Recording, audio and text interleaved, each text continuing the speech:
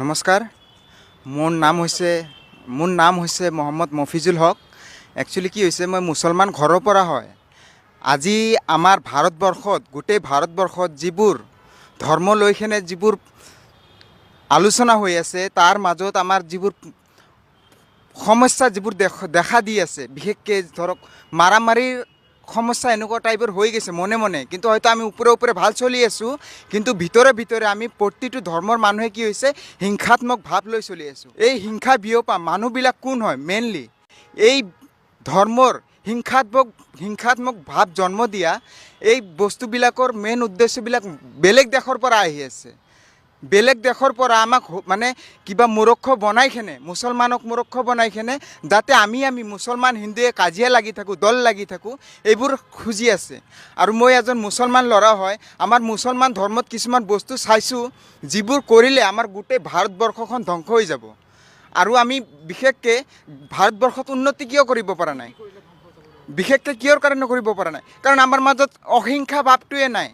অহিংসা যে ভাৱ থাকে, সেই ভাৱটোৱে নাই। আমি হিংসাত্মক ভাৱেৰে চলি আছোঁ। মই এটা ফটো দেখুৱাইছোঁ আপোনাক। এই তিনিজনৰ প্লেনিং হৈছে কি, আমাৰ ভাৰতবৰ্ষখন ধ্বংস কৰা। এই তিনিজনৰ প্লেনিং হৈছে ভাৰতবৰ্ষখন ধ্বংস কৰা। আৰু কাৰ জৰিয়তে ধ্বংস কৰাৰ প্লেনিং কৰিছে মই কৈছোঁ আপোনাৰ। যেনেকুৱা হৈছে মৌলানা বদৰুদ্দিন আজমল, আৰশ্বাদ মাদানী, মহম্মদ মাদানী, তাৰপিছত আপোনাৰ যেনেকুৱা আছাদুদ্দিন ওলাইছি, ইহঁতৰ জৰিয়তে কি কৰি আছে, ইহঁতে ভাৰতবৰ্ষখন ধ্বংস কৰিব বিচাৰি আছে। আৰু কেনেকৈ কৰিব মই সেইটো বস্তুৱে জনাম আপোনালোকক। আৰু ইহঁতে বিচাৰি আছে, চৌদি আৰবৰ যিবোৰ প্ৰিন্স আছে, ইহঁতে বিচাৰি আছে যে ভাৰতবৰ্ষখন মুছলিম ৰাষ্ট্ৰ হওক। মেইনলি কথা হৈছে ভাৰতবৰ্ষখন মুছলিম ৰাষ্ট্ৰ হওক, আমাৰ উন্নতি হওক, আমাৰ ধৰ্মৰ উন্নতি হওক। মানুহৰ ভাৰতবৰ্ষৰ লোকচান হৈছে নে কি হৈছে সেইবোৰ চোৱাৰ সিহঁতৰ কাৰণ নাই। সিহঁতৰ এটাই উদ্দেশ্য যে ভাৰতবৰ্ষখন মুছলিম ৰাষ্ট্ৰ হওক। এই কাৰণে মানে মৌলানা বদৰুদ্দিনৰ জৰিয়তে, আছাদুদ্দিনৰ জৰিয়তে, আৰশ্বাদ মাদানীৰ জৰিয়তে, এনেকুৱা ধৰণৰ বিশেষ যিবোৰ মৌলানা আছে, ইহঁতৰ জৰিয়তে কাম চলাই আছে। কিন্তু মই ইয়াৰ আগত এটা কথা কৈছোঁ যে চৌদি আৰবৰ যিবোৰ মানুহ আছে, সিহঁতে মুছলমান ৰাষ্ট্ৰ কৰিব বিচাৰিছে। মৌলানা বদৰুদ্দিন আজমল, আছাদুদ্দিন আৰু কিছুমান মুছলিম যিবোৰ মৌলানা আছে, ইহঁতৰ জৰিয়তে ইহঁতৰ এটা প্লেনিং আছে। যদি জেহাদ কৰিব লগা হয়, সিহঁতে সেইটোও কৰিব। যদি জেহাদ কৰিব লগা হয়, মাৰাপিট কৰিব লগা হয়, সেইটোও সিহঁতৰ প্লেনিং আছে, সেইটোও কৰিব। কিন্তু সিহঁতৰ মুছলিম ৰাষ্ট্ৰ বনোৱাৰ মেইন উদ্দেশ্য হয়। চৌদি আৰবৰ বিশেষকৈ আপোনাৰ মই কৈছোঁ যিবোৰ আপোনাৰ শ্বেখ বিন ছালমান আছে, প্লাছ মই সিহঁতৰ সিমান নাজানো। ময়ো মুছলমান ল'ৰা হয়, কিন্তু মোৰ দেশতকৈ মোৰ ধৰ্ম ডাঙৰ নহয়। এইটো আগত অধ্যয়ন কৰিম, তাৰপিছত মোৰ পাৰ্চনেল ধৰ্ম অধ্যয়ন কৰিম। মই মুঠতে টাৰ্গেট মানে হেমন্ত ছাৰক টাৰ্গেট কৰি আছে, বিজেপিক টাৰ্গেট কৰি আছে।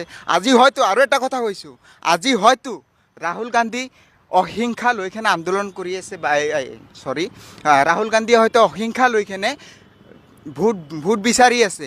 কিন্তু আজি ৰাহুল গান্ধী হয়তো ভাবি আছে যে মোক ভাৰতবৰ্ষৰ মুছলমানে ৰাহুল গান্ধীক ভাল পায়, সঁচা কথা। কিন্তু মই এটা 100% কথা কৈছোঁ, এই ৰাহুল গান্ধীকো টাৰ্গেটত লৈ কেনে চৌদি আৰবৰ মানুহে চলে। আজিৰ সময়ত বিজেপিটো আছে, ৰাহুল গান্ধীকো টাৰ্গেট লৈ চলে। সিহঁতৰ এটা উদ্দেশ্য যে আমাৰ ভাৰতবৰ্ষখন আমাৰ জৰিয়তে কাজিয়া লগাই কেনে হওক, যেনেকৈ হওক মুছলমান ৰাষ্ট্ৰ কৰিব বিচাৰিছে। কিন্তু এইটো কেনেকৈ সম্ভৱ কওকচোন?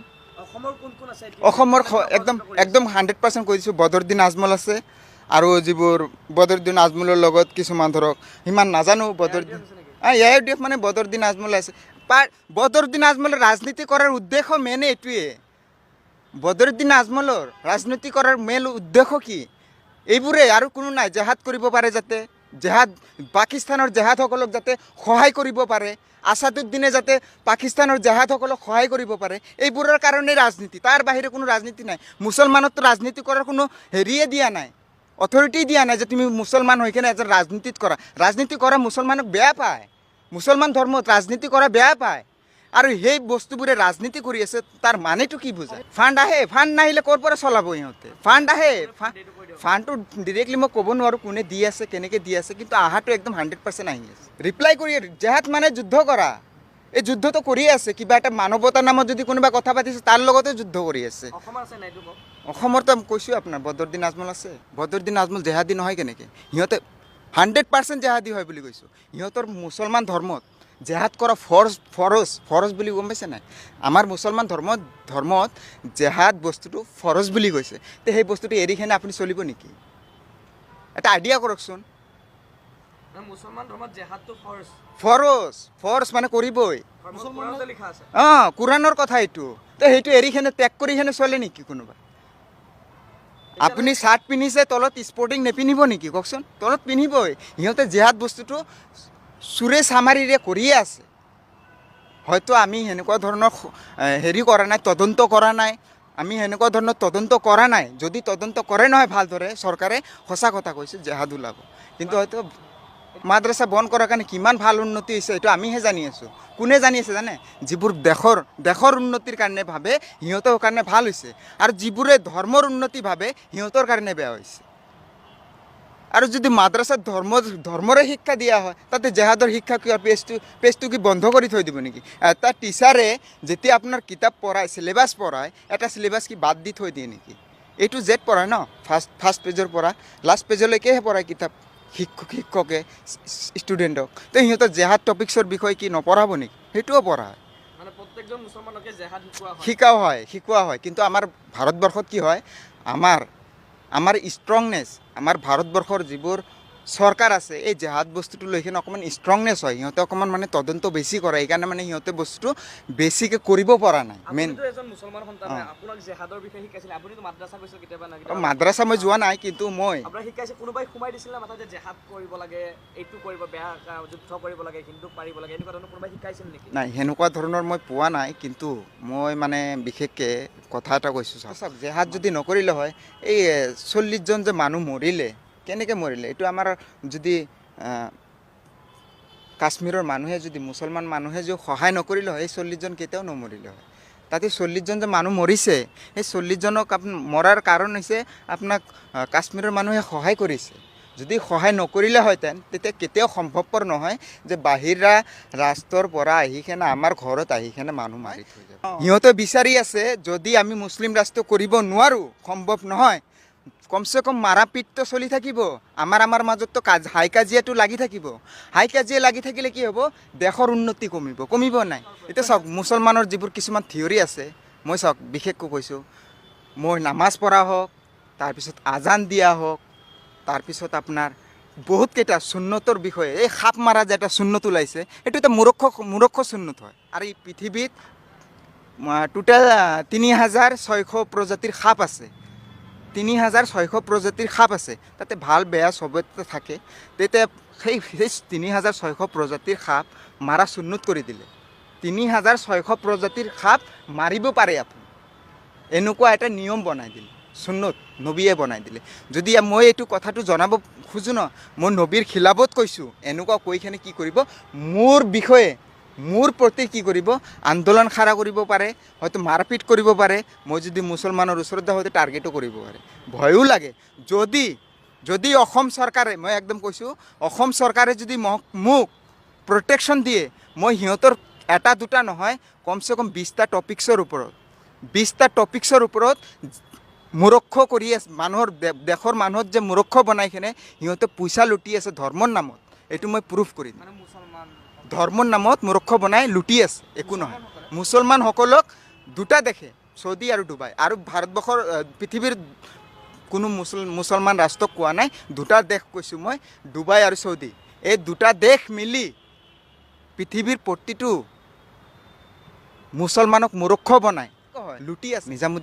নিজামুদ্দিন এটা কি হয়, আপোনাৰ মাৰ্কাছ হয়, ৱৰ্ল্ড মাৰ্কাছ হয়। কিন্তু নিজামুদ্দিন তাতে সকলো ঠাইৰ পৰা মানুহ আহে, কম আৰু বেছি নিজামুদ্দিনত। তাতে যাই মানুহে জামাত বুলি কয়, মানে তাতে যাই কিনে আপুনি মানুহৰ ঘৰত যাই কিনে দাবাত দিব লাগে যে আপুনি নমাজ পঢ়ক, ৰোজা ৰাখক, এইবোৰ কথাৰ বিষয়ে আলোচনা হয়। এইবোৰ আলোচনা হয় মানে জেহাদৰ বিষয়ে আলোচনা হয়। এই জেহাদ কৰা ফৰজ হয়, সেইটো কি আৰু টপিক্সটো বাদ দি থ'ব নেকি? সেইটোও আলোচনা হয়, কিন্তু ছিক্ৰেটলি হয়। জেহাদ টপিক্সটো কি হয়, এইটোও আলোচনা কৰে, কিন্তু ছিক্ৰেটলি, ডিৰেক্টলি নহয়। ডিৰেক্টলি কৰা মানে কি? জেলত সোমাব। ডিৰেক্টলি কৰিব মানে জেলত সোমাব। মই নিজে নমাজ পঢ়া ল'ৰা হয়, আজি নমাজ ত্যাগ কৰাৰ কাৰণ এটাই, মই নিজৰ দেশৰ খাই কেনে বেলেগ দেশত বেলেগ দেশৰ আগত সৰু নহয়। মই নমাজ ত্যাগ কৰাৰ কাৰণ এটাই হ'ল মই নিজৰ দেশত খাইছোঁ। মোক খুৱাইছে কোনে? ভাৰত দেশে খুৱাইছে। চৌদি আৰবে খুৱাইছে জানো? নাই খুওৱা।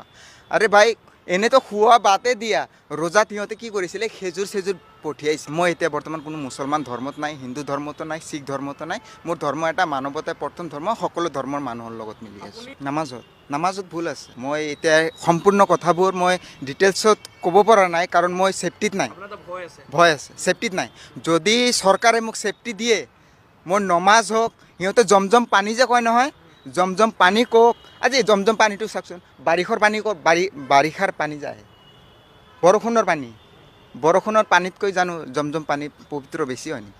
ওপৰৰ পৰাইতো আহি আছে না। ওপৰত কাক চাই? সৃষ্টিকৰ্তা ক'ত চাই? ওপৰতে চাই।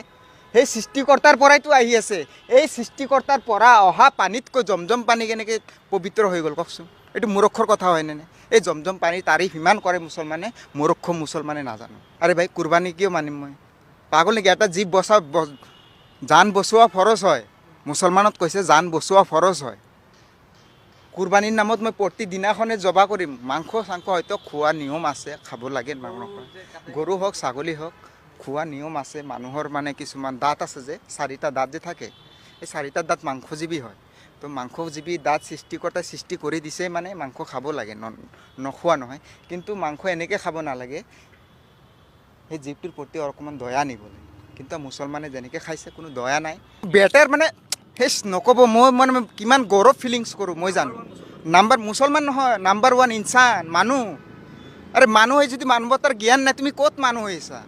মানুহ এইখানে মানৱতাৰ জ্ঞানে নাই, তুমিতো মূৰ্খ এইখানে পৃথিৱীত জীয়াই আছা জানো? খাব নোৱাৰিলে। মামাকো ভাল নাপাওঁ, মামাক ভাল পাওঁ পাৰ্চনেলিটি বুলি ক'ব নোৱাৰোঁ। মই মামাক ভাল পাওঁ। মই ভাল কাক পাওঁ? সঁচা কথা কৈছোঁ। দেশৰ সৈতে উন্নতি যিয়ে